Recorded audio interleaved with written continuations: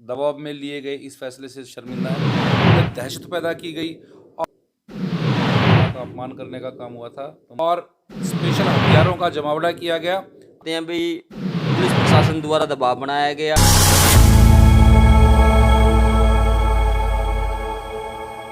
Haryana daily post देखने वाली सभी यूट्यूब फैमिली को अंकुर ग्रोवर नरवाना की राम राम भाई। आशा करता हूँ आप सब खुश होंगे, स्वस्थ होंगे। और आज की अपडेट, आज बड़ा गाड़ा दिन चढ़िया है। श्री गुरु गोविंद सिंह जी का आज जयंती है, जिन्होंने अपने सभी धर्मों की रक्षा के लिए अपना पूरा सर्वंस बार दिया।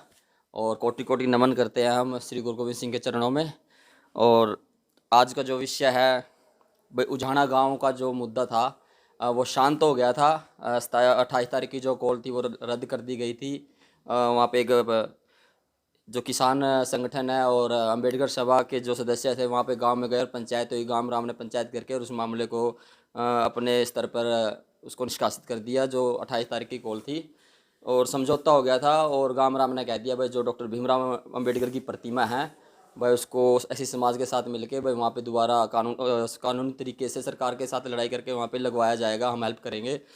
लेकिन एक वीडियो है जो वायरल हो रही सोशल मीडिया पर, एडवोकेट रजत कंसल जी आज उनसे बात करने आए हैं। उनकी एक वीडियो है, वो बयानबाजी कर रहे हैं कि ये जो दबाव इंसिस्ट डाल के या जो ये मतलब धक्के से दबाव डाल के जो ऐसी समाज और झाड़ा का उस दबाव डाल के समझौता करवाया गया है।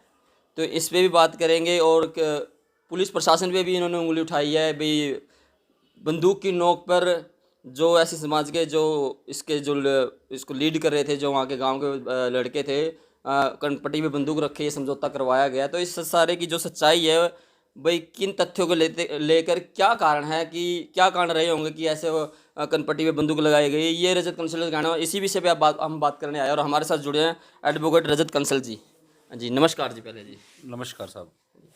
जी, आपने अभी प्रेस कॉन्फ्रेंस की थी 28 तारीख को सुबह 2 बजे।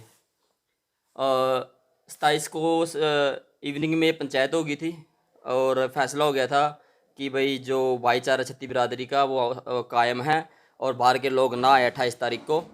तो 27 और 28 रात के दरमियान आप एक कॉन्फ्रेंस करते हैं और उसमें आप बोलते हैं भाई, पुलिस प्रशासन द्वारा दबाव बनाया गया। गांव के जो कुछ लोग हैं उनके द्वारा दबाव बना के आनन फानन में ये फैसला करवाया गया, ये समझौता करवाया गया। सर आपको ऐसा क्यों लगता है? देखिए, हम लोगों ने कॉल दी थी 28 तारीख को सुबह 10 बजे की, गांव उझाना के बाहर एससी समाज के लोगों को पहुंचने के लिए। और ये कॉल पूरे हरियाणा के एससी समाज के लोगों को दी गई थी और इस कॉल का बड़ा पॉजिटिव रिस्पांस था।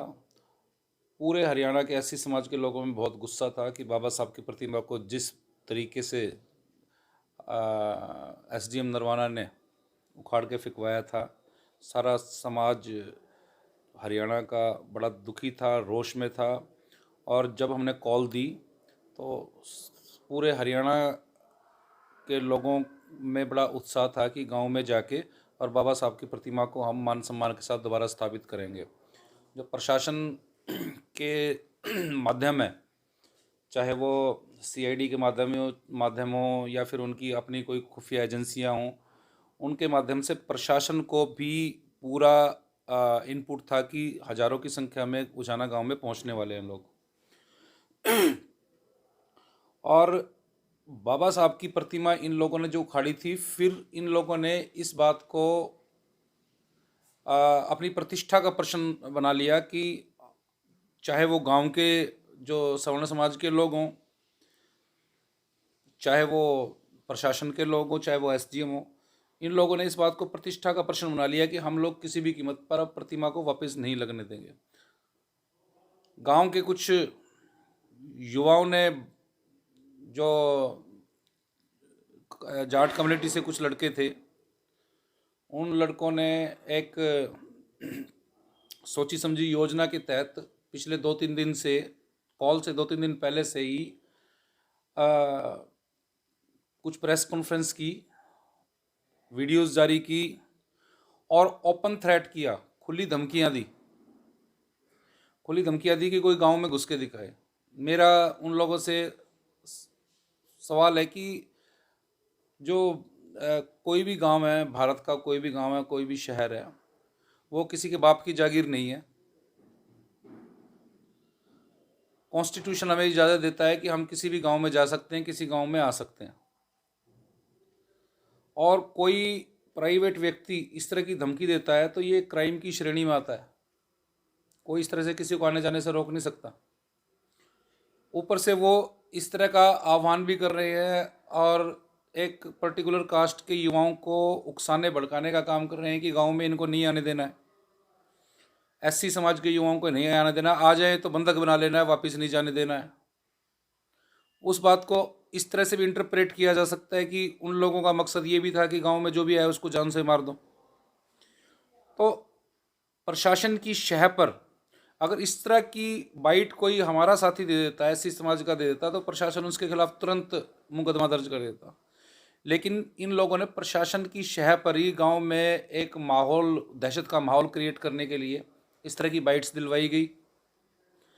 चाहते तो हम भी इन बातों का मुंह तोड़ जवाब दे सकते थे, लेकिन हम लोग माहौल ख़राब नहीं करना चाहते थे। हमारा मकसद किसी जाति विशेष से टकराव नहीं था।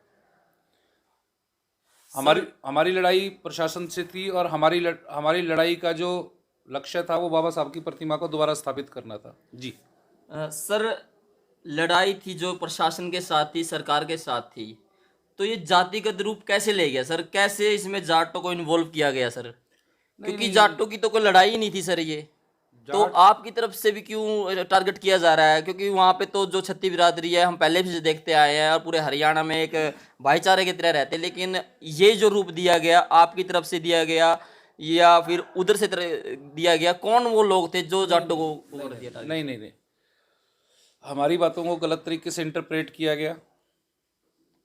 हमारी जितनी भी स्पीच हैं, जितनी भी वीडियोज़ हैं, हम लोगों ने लगातार प्रशासन को टारगेट किया, प्रशासन को जिम्मेदार ठहराया। मैं फिर रिपीट करता हूं कि जानबूझकर कुछ युवाओं ने खुद इस पूरे मैटर में जाट कम्युनिटी को पार्टी बना दिया। कौन सी ऐसी स्पीच थी सर वो जिससे जाटों ने अपने ऊपर ले लिया ये? हमारे एक साथी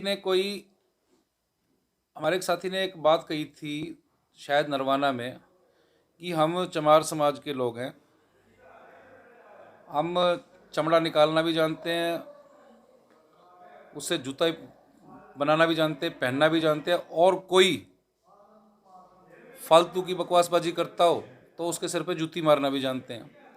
इस बात को सर शायद चौधरी बोला था, कोई चौधरी, अच्छा, चौधरी शब्द की अगर मैं इंटरप्रिटेशन करूं तो हरियाणा का हर आदमी चौधरी है, हर समाज चौधरी है, हर जाति चौधरी है।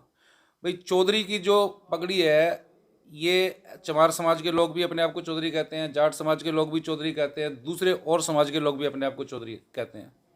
ठीक है, ये चौधरी किसी के बंधा नहीं हुआ है किसी जाति विशेष के साथ, चौधरी सभी हैं। हम जो भी गांव का किसी भी कम्युनिटी का रेपुटेटेड बंदा होगा, किसी भी मामले में, चाहे वो एजुकेशन के मामले में हो, चाहे धन के मामले में हो, चाहे यश के मामले में हो, अगर वो होता है उसको चौधरी कहा जाता है। किसी भी कम्युनिटी का हो सकता है। इन लोगों ने बिना वजह बेवजह अपने नाम के साथ इस तरह की शब्दावली जोड़ी है जो गलत है। ये सभी के लिए, और वो बात भी हमने किसी पर्टिकुलर कम्युनिटी के लिए मेरे साथी ने नहीं बोली थी। चौधरी तो सर कोई भी हो सकता है, चौधरी कोई भी हो सकता है। जो अपने परिवार का पेट भरता है कमा के। एक रिक्शा वाला सुबह निकलता है, शाम को आता है, अपने परिवार का पेट भर रहा है, वो भी चौधरी है सर। चौधरी तो सभी है सर, लेकिन ये तो कोई रीजन नहीं था सर। ये कोई कुछ और कहा होगा सर आपकी तरफ से या आपकी नहीं, हमारी तरफ से और कुछ ऐसा नहीं कहा गया। और बिल्कुल मैं सुनिश्चित करता हूँ कि हमारी तरफ से इस तरह की किसी पर्टिकुलर कास्ट के अपमान के बारे में कोई बातचीत नहीं की गई। अगर किसी के पास इस तरह की वीडियो है तो वो हम लोगों को दिखा दे। अगर हमारी तरफ से कोई गलती हुई है तो हम उसको स्वीकार करने का भी काम करेंगे, लेकिन ऐसा हमारी तरफ से कुछ हुआ नहीं है। किसी पर्टिकुलर कास्ट के बारे में हम लोगों ने कुछ कहा नहीं है। जानबूझकर मामले को, प्रशासन को अंदाजा हो गया था कि बहुत बड़ा बवाल होने वाला है, हजारों की संख्या में लोग इकट्ठा होने वाले हैं। प्रशासन ने जानबूझकर प्रेस कॉन्फ्रेंस कराई, मामले को दो जातियों के बीच का कलर देने का काम किया, और उस कलर देने के काम में गांव के जो आपके ये मिस्टर चहल हैं, ये लोग भी शामिल थे, और आखिरकार वो इस चीज़ में कामयाब हुए और गांव में दहशत पैदा की। और जो मेरे को सूचना मिली है, मैंने लोकल आपके गांव के लोगों से बात की है कि ये सारा का सारा किस तरह से, मतलब एकदम आप लोगों को बैक फुट पे जाना पड़ा, किस वजह से हुआ। तो मुझे ये बताया गया है कि प्रशासन ने साम दाम दंड भेद की नीति अपनाई थी। पहला तो जो धमकी देने, डराने धमकाने का काम किया गया इन प्रेस कॉन्फ्रेंसेस के थ्रू, वो आप लोगों ने देख लिया। दूसरा, प्रशासन ने हमारे समाज के जो पदाधिकारी थे सभा के, उन लोगों को ये कहा कि आप लोगों को हम ज़मीन दे देंगे, आप लोगों को ज़मीन पर भवन बनाने के लिए पैसा दे देंगे, ठीक है। तीसरा, जो गांव के जो चौधरी थे, चाहे वो एससी समाज के हों, चाहे वो जाट समाज के हों, उन लोगों ने भी हमारे समाज के युवाओं को डराने धमकाने का काम किया कि कल को कोई क्लैश हो जाएगा, दंगा हो जाएगा, फसाद हो जाएगा। अगले दिन का जो हमारा शांति प्रिय आंदोलन था, उसको इस तरह से पेश किया गया कि जैसे अगले दिन महाभारत का युद्ध होना हो, इस तरह से पेश किया गया। जबकि अगले दिन भी हम लोग इकट्ठा होने थे, इकट्ठा होकर गांव वालों ने अलग बैरिकेड बनाए हुए हैं, पुलिस ने अलग बैरिकेड बनाए हुए हैं। यानी कि नेक्स्ट डे मुझे पता चला है कि हिसार से लेकर नरवाना तक कई जगह बैरिकेड्स लगाए हुए हैं हम लोगों को रोकने के लिए। हम कोई पाकिस्तान की आर्मी थोड़ी है, हम लोग आपके ही भाई हैं, आपके समाज के लोग हैं। और अब सर्व समाज के महापुरुष की प्रतिमा लगाने के लिए आपसे रिक्वेस्ट कर रहे थे, संघर्ष कर रहे थे, और हमारे लिए इतनी फोर्स लगाने की ज़रूरत क्या थी। लगातार गांव में फोर्स लगाई गई थी। और इसके बाद जो गांव के मेरे कुछ साथी हैं जिनसे मेरी अभी भी बातचीत हो रही है, उन लोगों ने मुझे ये बताया कि जी मुख्य कारण ये है कि गांव के कुछ जाति विशेष के लोगों ने आप लोगों को टारगेट करके, मेरे बारे में मुझको टारगेट करके, रजत कलसन को टारगेट करके, कि ये गांव में आएगा तो इसको जिंदा वापस नहीं देना, जाने देना है, और की प्रतिमा का अपमान करने का काम हुआ था। और स्पेशल हथियारों का जमावड़ा किया गया, आप लोगों को टारगेट करने के लिए स्पेशल लड़कों को तैयार किया गया। उन्होंने कहा जी हमने तो केवल आपकी जान बचाने के लिए कॉल विड्रॉ की है, ऐसा मेरे पास ऐसा भी संदेश है। सर जब ये लड़ाई स्टार्ट हुई थी सर, तब जान माल का किसी को भी कुछ वो नहीं था, वो मतलब अपने जान को तली पे रख के चल रहे थे। फिर ऐसे क्या हुआ कि एन मोमेंट पे जो ऐसी समाज के जो युवा थे, उनको रजत कंसल जी की जान प्यारी लगने लगी सर। और जो रजत कंसल जी है, जान हथेली को हथेली पे लेके चलते हैं सर। देखिए, जब हम लोग इस तरह के मिशन मूवमेंट के लिए बाहर निकलते हैं, तो हम लोगों को पता नहीं होता कि हम लोगों पे कहाँ हमला कर दिया जा सकता है, कहाँ हम लोगों को चोटें मारी जा सकती हैं। और इस तरह के हमले और चोटें मारने वाली घटनाएं मेरे साथ पहले भी हो चुकी हैं, सारे समाज को पता है। गांव के जो बुजुर्ग थे ऐसी समाज के, उन लोगों ने हमारे युवाओं को इकट्ठा करके उसी इवनिंग में एक मीटिंग की थी, और हमारे युवाओं को इमोशनली ब्लैकमेल किया गया था कि गांव में कोई, मतलब उनको इस तरह से प्रोजेक्ट किया गया था कि कल नरसंहार या मारकाट तय, इस तरह से आने वाले कल की घटना को प्रोजेक्ट किया गया था। और जबकि ऐसी कोई बात नहीं थी, और उसमें ये कहा गया था कि भी कलसन को अगर कोई नुकसान हो गया तो पूरा हरियाणा तुम्हारे जन्म में थूकेगा। इस तरह से उन लोगों के दिमागों को पलटने की कोशिश की गई, जिससे वो लोग इमोशनली ब्लैकमेलिंग हुई, डराने धमकाने की कोशिश हुई, माहौल पहले से ही क्रिएट किया हुआ था, लालच दिया गया, हर तरह की टेक्निक अपनाएगी उन लोगों को झुकाने के लिए। अल्टीमेटली वो लोग उन लोगों को ज़बरदस्ती कहूँगा मैं, ये एक फोर्स है, चाहे किसी भी तरह की फोर्स हो, चाहे इमोशनली फोर्स हो, चाहे डराने धमकाने की, चाहे लालच हो, उन लड़कों को बैकफुट पर लाया गया। आनन फानन में उनसे प्रेस कॉन्फ्रेंस कराएगी। एक बात और मैं आपको बताना चाहूँगा कि जो गांव में पंचायत हुई थी लास्ट नाइट, उस पंचायत में डॉक्टर BR अम्बेडकर सभा नरवाना के लोग थे, उसमें किसान सभा के लोग थे, उसमें गांव के जाट समाज के लोग थे, और गांव के अन्य मौजीजान थे। उस पंचायत में भी ये आवाज़ उठी थी ग्रामीणों की तरफ से, और ख़ास तौर पे जाट समाज के ग्रामीणों की तरफ से ये आवाज़ उठी थी कि हम लोगों को झगड़ा नहीं बढ़ाना चाहिए और बाबा साहब की प्रतिमा को दोबारा टिका देना चाहिए। ये आवाज़ उठी थी उसमें। ये बात मैं दावे से इसलिए कह सकता हूँ कि मेरे भी एक प्रतिनिधि वहाँ पे मौजूद थे उस पंचायत में। जिन्होंने सारा मामला लाइव अपनी आंखों से देखा था। लेकिन वही लोग जो प्रेस कॉन्फ्रेंस करके दहशत फैलाने का काम करते थे, उन लोगों ने जब इस तरह की बात आई तो पंचायत को डिसऑनर करने का काम किया, अपमानित करने का काम किया, और पंचायतियों जो बुजुर्ग पंचायती थे उनके सामने भद्दे अश्लील इशारे करके पंचायत को डिसॉल्व करके लोग वो बाहर चले गए। यानी उन लोगों की मंशा पूरी तरह से ये थी कि हिंसा हम लोगों को नहीं फैलानी है। सर, सरपंच और एसडीएम को भी इसमें आप घसीट रहे हो कि इनका बहुत बड़ा हाथ है प्रतिमा उठाने में, लेकिन सरपंच साहब ने तो जैसे गांव को इकट्ठा करके और वहाँ पे भाईचारा कायम किया। सर देखिए, गांव का सरपंच जो होता है, कॉन्स्टिट्यूशनली हम बात करें, गांव के सरपंच की परमिशन के बिना गांव में पुलिस हाथ नहीं लगा सकती, एंट्री नहीं कर सकती। सेकेंडली, एसडीएम जो है, डीसी की मीटिंग में भी ये बात उठी थी, डीसी की मीटिंग में भी हमने डीसी साहब को ये बात बताई थी। कोई भी इलीगल कब्जा होता है या बाबा साहब की मूर्ति वाला मामला लगा लें, हर चीज़ की एक प्रक्रिया होती है, एक लीगल प्रोसेस होता है, कानूनी रास्ता होता है। ऐसे नहीं कि आप हाई कोर्ट भी ऑर्डर करती है, सुप्रीम कोर्ट भी ऑर्डर करती है कि उस कब्जे को हटाओ, तो भी 15 दिन का नोटिस दिया जाता है प्रशासन द्वारा कि भाई हाई कोर्ट से आपका कब्जा हटाने के आदेश है, आपको 15 दिन का समय दिया जाता है कि हटा ले, नहीं तो हम खुद आके हटाएंगे। क्या इस मामले में एसडीएम ने इस तरह का कोई नोटिस इशू किया? नोटिस इशू किया तो इतने दिनों में दिखाया क्यों नहीं? एसडीएम साहब ने कॉन्फ्रेंस करी थी, हम वहाँ पे थे सर। एसडीएम साहब ने बोला कि मेरे पास ऊपर से नोटिस आया था और नोटिस आने के बाद ही ये कब्जा हटवाया गया। नहीं, एसडीएम के पास तो नोटिस आ गया। क्या एसडीएम ने ग्रामीणों को नोटिस दिया कि आप इसको कब्जे को हटा लो? ग्रामीणों को नोटिस नहीं दिया गया। नहीं, ग्रामीणों को नोटिस नहीं दिया उन्होंने। ग्रामीणों को लीगली जो एक कानून है, जो आप सेक्शन 24 VCL एक्ट में भी देख लो, उसमें भी नोटिस दिए जाते हैं गांव की शामलात जमीन पे से कब्जा हटाने के लिए।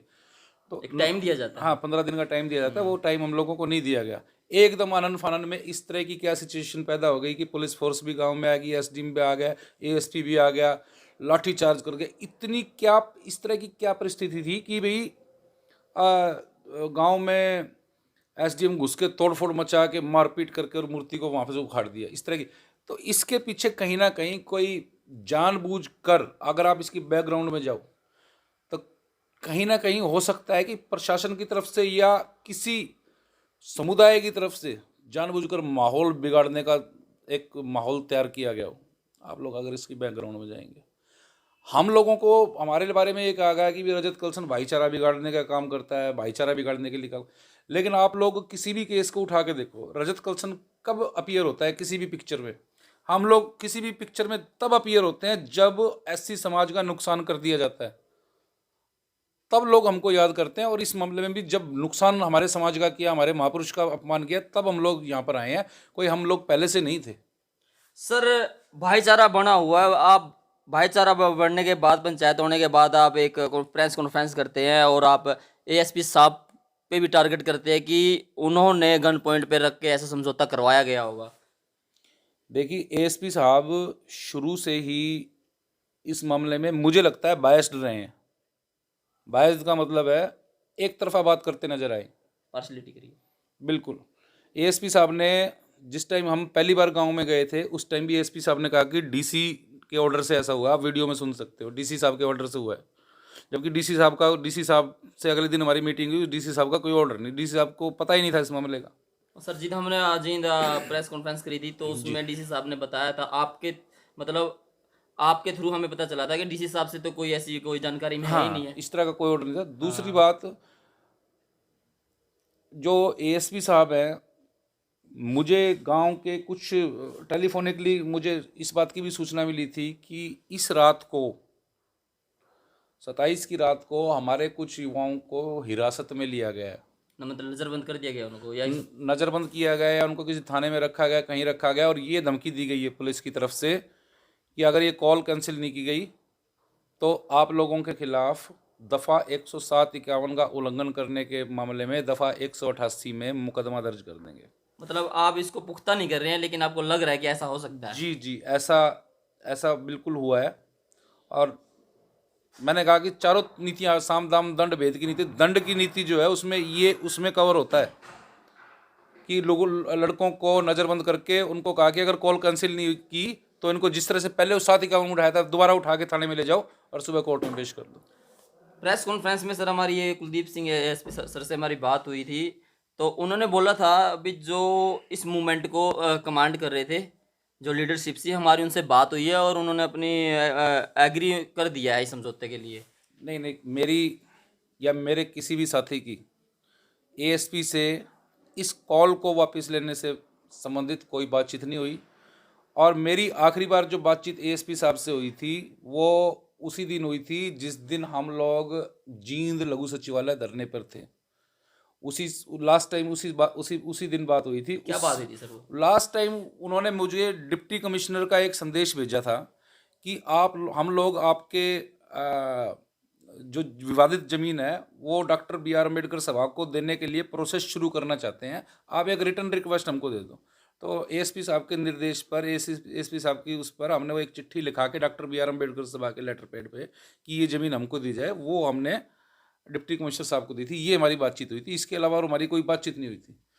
तो सर क्या पता वो ये बोल रहे हो आपको नहीं लीडर कमांड मान रहे हो, या प्रदीप आप जो भी है जिला अध्यक्ष है बीमार मेरी प्रदीप यासिन को ही मान रहे हो, और यासिन की ही जो एग्री को उन्होंने बोल दिया हो मेरी इनसे बात हो गई। वो देखने वाली बात है कि वो किसको मान रहे थे, मैं इस बारे में नहीं कह सकता। लेकिन मेरे से या प्रदीप भानकुड़ से उनकी इस तरह की कोई बातचीत नहीं हुई कि कॉल वापस लेनी है या आंदोलन रद्द करना है। ठीक है, हम लोगों को बड़ा शौक पहुंचा जिस टाइम हम लोगों ने व्हाट्सएप पे मैसेज देखे कि भी आंदोलन कैंसिल कर दिया गया है। और इस मामले में हम लोगों ने उसके तुरंत बाद फेसबुक पर आकर और आप लोगों के साथियों के साथ बातचीत की और सारी स्थिति पूरी हरियाणा के जनता के सामने स्पष्ट की कि हमारे समाज के युवकों को दबाव में लेकर इस तरह की इस परिस्थिति के लिए मजबूर कर दिया गया, कॉल ज़बरदस्ती रद्द कराई गई और ये सच्चाई है। तो कुलदीप सर की जो बात है कौन है वो लीडर जिनसे बात हुई है, जिनसे सहमति हुई है? क्या आपको पता है सर कि और कौन कमांड कर रहा था? क्योंकि आप ऐसी समाज के साथ है सर, और भीम आर्मी के साथ आपका देखिए, मैं अपनी बात कर सकता हूँ, प्रदीप से मेरी बात हुई है, प्रदीप की बात कर सकता हूँ। हम लोगों से कुलदीप आईपीएस की कोई बातचीत नहीं हुई। मतलब कहीं ना कहीं आप ये कहना चाहते हो कि कुलदीप सर झूठ बोल रहे हैं? अगर कुलदीप साहब मेरा नाम ले रहे हैं या नाम तो उन्होंने किसी का भी नहीं लिया सर। अगर कुलदीप साहब का इशारा मेरी तरफ है या मेरे साथी प्रदीप की तरफ है तो हो सकता है वो झूठ बोल रहे हो।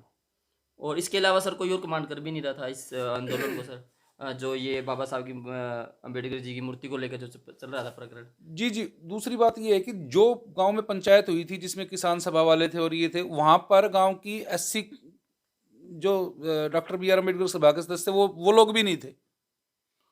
वो भी नहीं थे सर? वो लोग भी नहीं थे, वो अपने घरों में थे। और बाद में सारा का सारा फैसला यहाँ पे किया गया, उन लड़कों को पकड़ के लाया गया और बिठा के प्रेस कॉन्फ्रेंस गया कौन था सर 27 तारीख को शाम के टाइम? शाम वहां पे यही बोला गया भाई जो अम्बेडकर सभा के सदस्य है वो और किसान आंदोलन सभा के सदस्य वो वहाँ पे आए हैं और वहाँ पे पंचायत रखी गई और वहाँ पे ये फैसला लिया गया और उसमें यासिन भी था। उसमें डॉक्टर बी आर अम्बेडकर सभा नरवाना के और नरवाना की कुछ एससी समाज के लोग, किसान सभा के कुछ प्रतिनिधि और गांव के मौजूद लोग, जिसमें विशेष रूप से जाट कम्युनिटी के लोग मौजूद थे, उन लोगों के मध्य और प्रशासन के लोगों के बीच में कुछ मीटिंग हुई है और उस मीटिंग में एक तरफा फैसला लेके और गांव के जो डॉक्टर बी आर अम्बेडकर सभा के लड़कों को बुला के और मीडिया के सामने उनसे बाइट दिलवाई गई है कि हो गया हो गया हो गया। ना तो उस फैसले में इस बात पर चर्चा की गई कि बाबा साहब की प्रतिमा रखी जाएगी या नहीं रखी जाएगी, ना उसमें इस बात पे चर्चा की गई कि एसडीएम के खिलाफ जो कंप्लेंट दी गई है उस पर एफआईआर दर्ज की गई है, नहीं की गई है और उस कंप्लेंट का क्या होगा। सर ये हमने बात करने की कोशिश की थी वहाँ पे, ना इस बात पर कि एसएमएन को सस्पेंड किया जाएगा, नहीं है। इन चीज़ों पे तो कोई चर्चा ही, जिन चीज़ों के लिए हम 4 दिन से संघर्ष कर रहे थे उस पर कोई चर्चा नहीं हुई। उन लड़कों से केवल यही कहलाया गया ज़बरदस्ती कि हम गाँव राम के साथ हैं, हमको गाँव में रहना है और गाँव वालों के अकॉर्डिंगली रहना है। जो मेन विषय थे उन पे तो कोई चर्चा हुई नहीं सर। हमने भी बात करने की कोशिश की थी वहाँ पे जब पंचायत हुई थी, जब ये फैसला लिया गया था 27 तारीख को रात को, कि सर किन मुद्दों को लेकर ये जो समझौता किया जा रहा है। लेकिन एएसपी साहब जी थे और सरपंच साहब थे और भी थे जो गांव के मुख्य लोग थे, उन्होंने सिर्फ यार यासिन ने भी यही बोला भाई हमारी हो गई है बात, बस हमारी हो गई है बात भाई, जो अम्बेडकर साहब की जो मूर्ति है उसको कानूनी तरीके से करके और वो कर दिया, उसको स्थापित करने की हम जो है कोशिश करेंगे, पूरा गाँव रहा हमारे साथ है। लेकिन जो मेन मुद्दे थे सर, एसडीएम पे भी केस करवाया गया है ना, वो उसका कोई मतलब वहाँ पे आवाज़ उठी भी इसके बारे में क्या रहेगा क्या नहीं रहेगा। और जो आप एक दो कह रहे हैं वो क्या थे सर, वो कौन से मुद्दे थे सर? एसडीएम की सस्पेंशन का मामला था, एसडीएम के खिलाफ एफआईआर रजिस्टर करने का मामला था, बाबा साहब की प्रतिमा को दोबारा खड़ा करने का मामला था। इन सारे मामलों पे कोई बातचीत नहीं हुई जो होनी चाहिए थी, ठीक है। और मैं आपको एक चीज़ और स्पष्ट कर देना चाहता हूँ कि अगले दिन के उजाले में पूरे हरियाणा के एससी समाज के सामने ये बातचीत होनी चाहिए थी। और हम वो लोग वहाँ पर कोई लड़ाई झगड़ा या दंगा फसाद करने के लिए नहीं गए थे।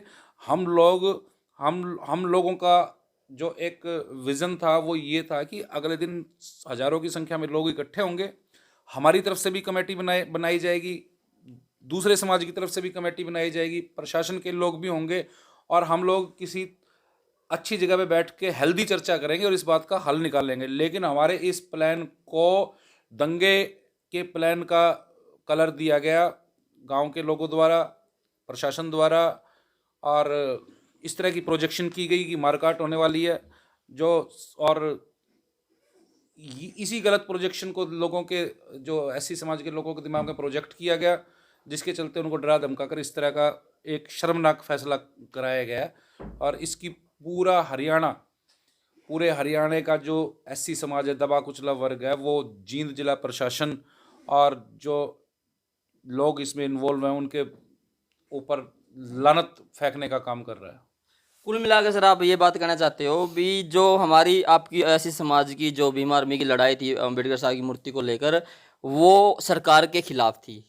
कुछ शरारती तत्वों ने या किसी सरकार के नुमाइंदों ने या प्रशासन डर गया था कहीं ना कहीं 18 तारीख को जो कॉल दी गई थी, और उसको मतलब हाथ पांव फूले हुए थे, तो एक सोची समझी साजिश के तहत एक जातिगत रूप दे दिया गया कुछ शरारती तत्वों द्वारा या फिर प्रशासन द्वारा या सरकार के नुमाइंदों द्वारा।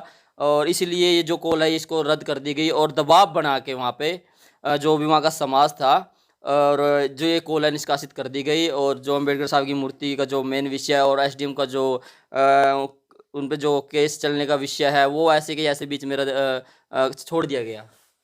बिल्कुल बिल्कुल आप सही कह रहे हो। इनको खुफिया एजेंसियों से पता चल गया था कि बहुत बड़ा जमावड़ा इकट्ठा होने वाला है, इसलिए इन्होंने सारा का सारा ये एक सिस्टम रचा और हमारे आंदोलन को फेल करने का इन लोगों ने कोशिश की। लेकिन हमारा आंदोलन फेल नहीं हुआ है, हमारा आंदोलन अभी जिंदा है। और एसडीएम के खिलाफ अभी कंप्लेंट अभी प्रोसेस में है। बाबा साहब की तस्वीर का मामला जो है वो भी प्रोसेस में है, प्रतिमा का मामला भी प्रोसेस में है। और हम लोग और गांव के जो लोग हैं वो लोग लगातार हमसे टच में हैं, और उन्होंने बेहद इस जो उनसे दबाव में बयानबाजी कराई गई, वो लोग इस बात से बेहद शर्मिंदा भी हैं। सर फिर वो कैमरे के सामने क्यों नहीं आ रहे हैं सर? ऐसा किस चीज़ का डर है उन लोगों को सर? देखिए जो ये गांव है ये जो गांव है बड़ा गांव है, और हमारे लोग इस गांव में माइनॉरिटी में बहुत कम संख्या में लोग हैं, बिल्कुल गरीब लोग हैं। मैंने गांव देखा है, जाट समाज के जो घर हैं यहाँ पर, मैंने खुद जाके देखा है कि हमारी पूरी कॉलोनी एक तरफ एससी समाज की और जाट समाज का एक घर एक तरफ। इतना बड़ा आर्थिक डिफरेंस हम लोगों ने, आर्थिक और सामाजिक डिफरेंस वहाँ पर देखा है। 2-3 हज़ार गज में जाट समाज के लोगों के मकान हैं, और हमारा इतने ही गजों में एससी समाज के करीबन 300 परिवार रह रहे होंगे। तो सर इसमें तो जाटों का कोई रोल ही नहीं है सर। जाट तो वहाँ पे पहले ही भाईचारे की तरह रहते थे और आज भी रहते हैं, बस कुछ शरारती तत्व द्वारा जातिगत रूप दे दिया गया था, अब इसको कंटेम्प्ट कर दिया गया। नहीं, मैं जाटों का कोई रोल नहीं बता रहा, मैं एक वहाँ पर जो डिफरेंस है, जो एक आर्थिक सामाजिक डिफरेंस है, केवल वो आप लोगों को बताने का काम कर रहा हूँ। तो सर ये डिफरेंस क्यों बता रहे सर? मैंने ये बोला कि वो डरे हुए क्यों है? वो डरे हुए इसलिए हैं क्योंकि हमारे या लोग तो वो डरे सरकार से डरे या पुलिस प्रशासन से डरे, जाटों से तो कोई मतलब, आप जाटों नहीं, के बीच में लेके आ रहे हो सर? मैं बिल्कुल भी नहीं लेके आ रहा हूँ। नहीं सर, आपने जाटों का ही क्यों नाम लिया सर? मैं आपने सैनी समाज का नहीं लिया, किसी और का नहीं लिया, या फिर चमारों का क्यों नहीं लिया? भाई दूसरे चमार ऐसे हैं, आप जाटों को ही क्यों? कि सर आप टारगेट करना चाहते हो क्या सर जाटों नहीं, को? बिल्कुल नहीं करना चाह रहा भाई साहब। मैं, आप मेरी बात को गलत इंटरप्रेट कर रहे हो। नहीं सर, आपने मैं उसी का ही नाम सुनो लिया सर। सुनो सुनो सुनो, मेरी बात सुनो। मैं जाट कम्युनिटी के कतई खिलाफ नहीं हूँ, ठीक है।